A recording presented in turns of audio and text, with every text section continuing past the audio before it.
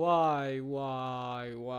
What's the point? You're already famous. You make money out of TikTok. You make money out of streams. I know you stream on Kick. What's the point of scamming your fans? Obviously, you're gonna go. Remember Ashton Hall? His life is completely ruined now. I don't know, guys, if you guys remember who he really is, but he was basically a famous influencer who basically kept doing his routine every day, starting from 3 a.m. all the way to 12 p.m., showing that he had shit to do. Let's see how did he completely ruin his life. You know what I mean, bro? I was like literally so heated. I was high. I was like, how could anyone even do this to me? You know what I'm saying? Like just feeling like a victim, like crazy. Like I was like, dude, should I sue this man? Like all this other crazy stuff. How was he able to lie so quickly on command? And I would say it because I would be telling the kids, or I'd be telling the guys like, yo, you don't have to hop on to get in shape. But it never bothered me. I was never pissed off about it. I don't want people to think that what I'm doing is normal. He gained nearly 20 million followers in just a few months, but now he can't go a single day without losing thousands. Damn. The billions of views that once flooded his over-the-top morning routine videos have dried up completely and online. People are no longer inspired lately. He's being treated like a walking joke instead of a success story. And now it is crashing down fast. That famous line, you can reinvent your entire life in 1 year, now comes with an $8,000 price tag, and people are not letting that slide. What used to sound motivating now feels like a sales pitch, and the internet is side-eyeing every move he makes. The backlash is piling up quick, and his image is flipping in real time. Not long ago, Ashton Hall looked like the perfect comeback story. The guy who rebuilt himself from nothing and made it look easy. His dream of making it to the NFL got shut down, and that could have been the end of it. But instead of fading away, he switched lanes hard and came back as a devout Christian and fit. Bro, how did his dreams got crushed? I can't become an NFL. Gang, imagine seeing this guy as a quarterback running straight to you, bro. Holy shit. His coach. He pushed one strict message everywhere he went. Nothing good happens after 8 p.m. Go to bed early. Wake up early, pray, lift, repeat. That routine became his whole identity, and his followers ate it up. For a while, he really did stay consistent. He posted workout clips every single day on Instagram, showing structure, discipline, and that locked-in mindset like clockwork. It looked solid, it looked focused, and people believed he was the real deal. That was the start of his whole online fitness run. Shoulder days, ab days, chest, legs, back. Damn. Again and again, no breaks, no excuses. The grind became his personality, and he made sure everyone saw it. He was everywhere: Instagram, TikTok, YouTube, even Facebook. If you opened your phone, he was probably on your screen. The message was simple: discipline, self-improvement, level up your life. And people locked in fast. By early 2025, he was not just another fitness page in a crowded space. His brand blew up in a serious way. 1 million followers turned into 2 million almost overnight, and the numbers kept jumping like crazy. People were hooked on the idea that real change was possible. They wanted proof, and Ashton made himself the proof. Just months later, he was celebrating 6, 7, 8, 9, then 10 million followers with barely any pause between posts. His super early morning routine video started pulling in over 100 million views, and some even smashed past 200 million. That kind of reach is not normal. It is superstar level. And the formula never changed. Wake up at 4 a.m., push-ups at 4:20, move again at 4:40, sell the grind like it is a badge of honor. At 5, he is journaling and watching motivational clips. Around 6, ice to the face. About 30 minutes later, prayer. Then he switches outfits and heads out for a run like clockwork. By 7:30, he is moving. Back home by 8:30. Banana. Another ice dip at 8:40. I swear, no, this guy's a liar. Well, no way you actually rub banana peels all over your face. He's a liar for that, by the way. He's a liar. I'm sorry. 40 minutes watching clips of his own wins, replaying the highlights like a personal hype reel. One more quick ice bowl, and just like that, it is time to start the workday. At first glance, none of this seems wild at all. He has no money whatsoever. He's poor. And so he has to continue to go on podcasts to try to prove to the world that he's 100% natural. On the surface, it looks tight and disciplined, like he is winning the day before most people even hit snooze. It feels productive, controlled, almost elite. But then people started asking the real question: what does he actually do for a living? Because behind the clean edits, soft background music, and those calm motivational speeches, something feels off, a little too polished, a little too perfect, and that is when eyes shifted to his coaching business. The pitch sounds powerful. You will get fit, you will get rich, you will transform your whole life just like Ashton supposedly did. It is a big promise, and it hits hard if you are feeling stuck. But the price tags, that is where things get serious. The cheapest option is the Train With Me Gold program at $3,300. For that, you get a workout plan, demo videos, a meal plan, and some added bonuses. If you move up to Train With Me Diamond for $5,500, you unlock one extra Zoom call every 2 weeks. And if you want the top tier experience, there is the Train With Me Platinum package for $8,250, which includes... But just go die, bro. On God, that's a scam. All you care about is just money. Now we know you, bruh. Guys selling courses cheapest was 3.3 thousand, bro. But not everyone can afford that shit, by the way. Like, relax on the prices, man. A weekly Zoom call. That kind of pricing made a lot of people pause real quick. Then a Reddit thread popped up titled, "What are your opinions on Ashton Hall?" And that is where the tone shifted. People started questioning if this whole lifestyle is even real. Some said it looks designed strictly for views. Others pointed out he is a fitness influencer, not someone making huge money in finance or tech with fitness as a side hobby. If this is really his full-time job, then is that extreme morning routine exaggerated for the camera? Because who honestly dunks their face in sparkling water every single day like that? And it was not just a couple random comments. The doubt started spreading fast. Dozens of comments started saying the same thing, and the pattern was hard to ignore. One person said they randomly came across one of his videos, went back to watch more, and by the end of it all, the only things they could remember were the face dunking, the honey, the ice bowls, and those flashy, expensive-looking habits. No clear message, no deeper takeaway, just vibes and visuals. People were not just saying he lacked depth, they were saying there was literally nothing there. One All of that just to lose the actual speed in a race. Damn.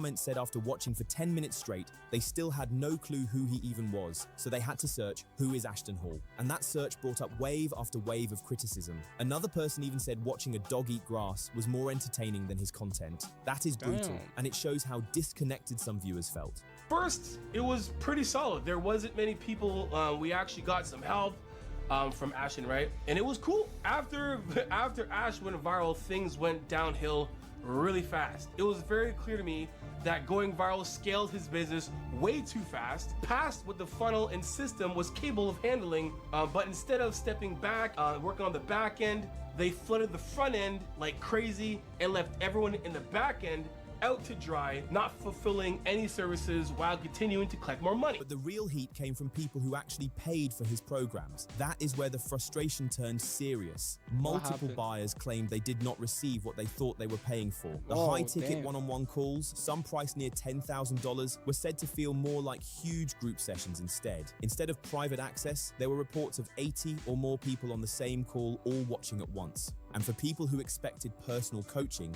that hit different. Most of the time, people claimed it was not even Ashton showing up to those calls. Instead, they said random assistants were running the sessions, talking like experts, but not really saying much of value. That is... So Ashton Hall literally scammed people for 10K. But why? What's the point? You're already famous. You make money out of TikTok. You make money out of streams. I know you stream on Kick. What's the point of scamming your fans? Obviously you're gonna go down and hate it. Scamming your fans is a big problem, man. Don't do them like that, man. Not what buyers expected when they paid serious money. Group calls turned into 80+ people watching Ash when he showed up for calls, but 90% of the time his babysitters, who are random girls with 2K followers who have who've never grown a brand or scale a fitness business. That's how it is in this industry. People prey on other people because they have the look. They look like they know what they're doing. They all you have to do in this industry to fool people is just to look better than them. That's it. That's literally it. And the custom workouts? According to several customers, they did not feel custom at all. Many said they received the same basic PDF files as everyone else, with no real personalization, no detailed feedback, and barely any direct contact with Ashton himself. That hit hard for people who thought they were getting hands-on coaching.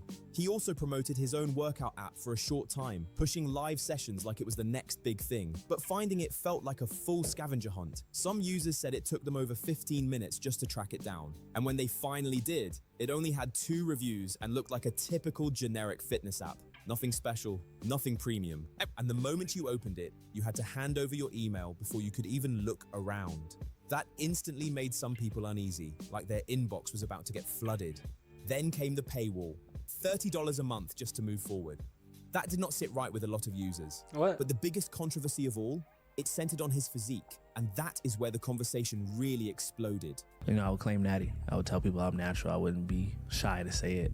Ashton has a big, defined physique, no question about it. But a lot of viewers felt it looked enhanced in some way. Still, he kept saying he was completely natural. He explained that he wanted to inspire younger viewers and prove that his look was possible without shortcuts. That answer did not land well on Reddit at all. Users argued that pushing that message while building a business around that body sends a risky signal, especially to impressionable audiences. The debate kept getting louder. One comment joked that all his YouTube videos are just clips of him running, almost like he is obsessed with watching himself move on camera. People admitted he looks good, no doubt about that, but many said they did not believe the natural claim for even a second. Then The guy's shoulder, like, he looks good.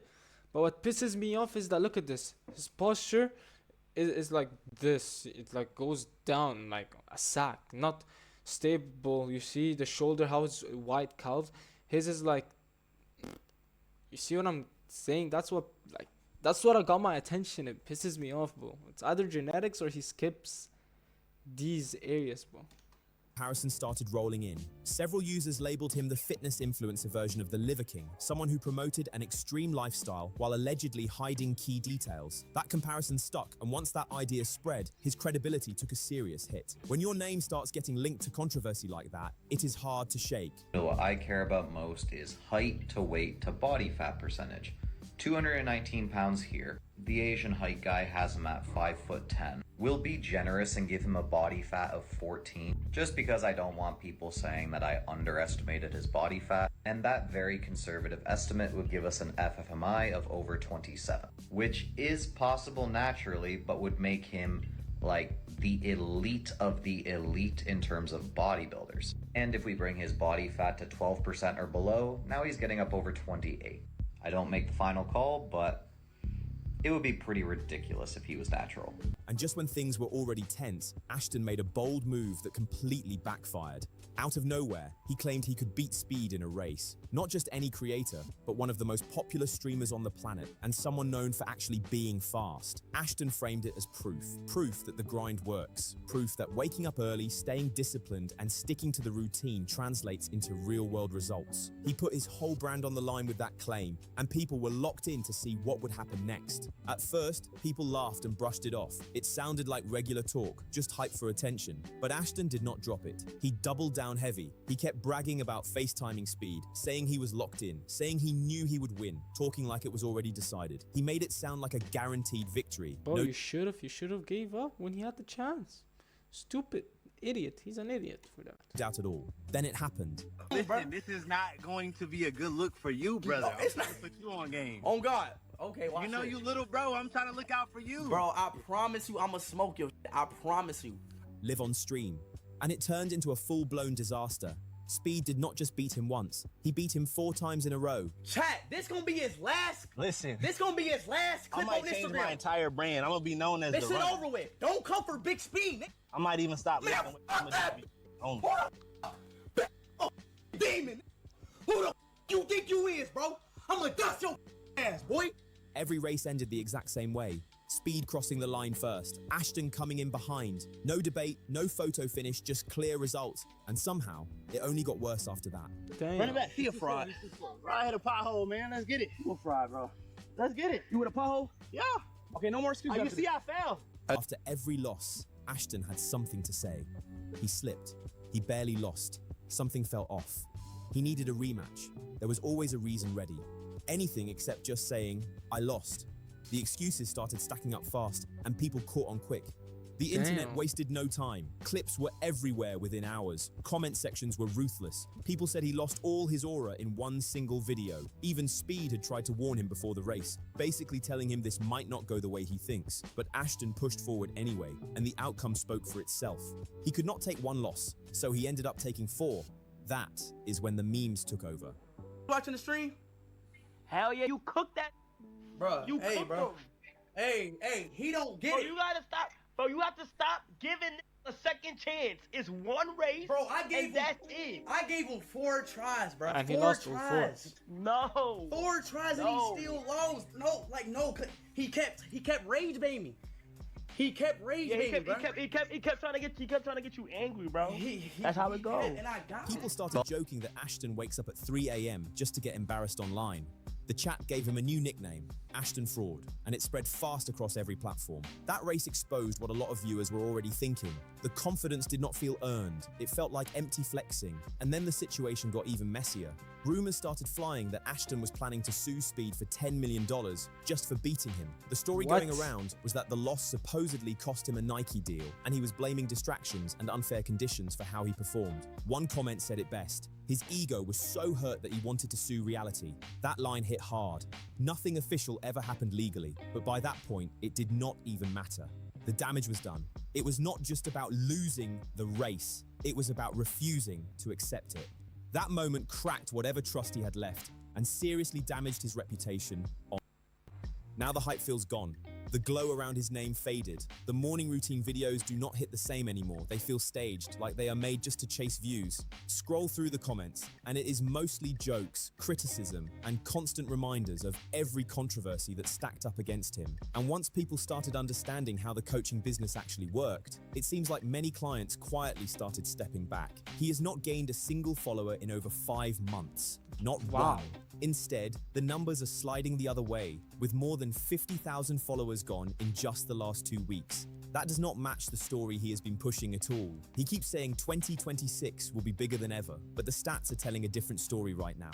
And behind the scenes, something else is happening. He is quietly deleting some of his biggest, most successful videos, the same videos that helped build his name in the first place. It almost feels like he is trying to wipe away the peak that made him blow up. From the outside, this does not look like a reset. It does not look like some master comeback plan. It looks like straight damage control. And at this moment, there is no clear sign that this slide is slowing down anytime soon. Ashton Hall's story started like a movie, from a failed NFL dream to millions of followers, viral morning routines, and a brand built on discipline, prayer, and the grind. For a moment, he looked unstoppable. The early wake-ups, the ice bowls, the clean edits, the massive growth, it all felt like proof that you could flip your life in a year if you just locked in hard enough. But once people looked closer, cracks started showing. Expensive coaching programs, big promises, questions about authenticity, and customers saying they did not get what they paid for. Then came the race with Speed, the 4 straight losses, the excuses, and the internet turning on him fast. The confidence that once inspired people suddenly felt forced, and the memes took over everything.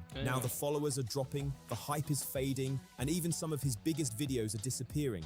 What once looked like a powerful movement now feels like damage control. Whether this is the end of the run or just another chapter, one thing is clear. Online fame can flip in a second if people stop believing the story. If you found this breakdown interesting, make sure to like, subscribe, Rant Fame Daily, and share this with someone who needs to see it. Drop your thoughts in the comments too. Damn. Now we know the story of Ashton Hall and how he lost.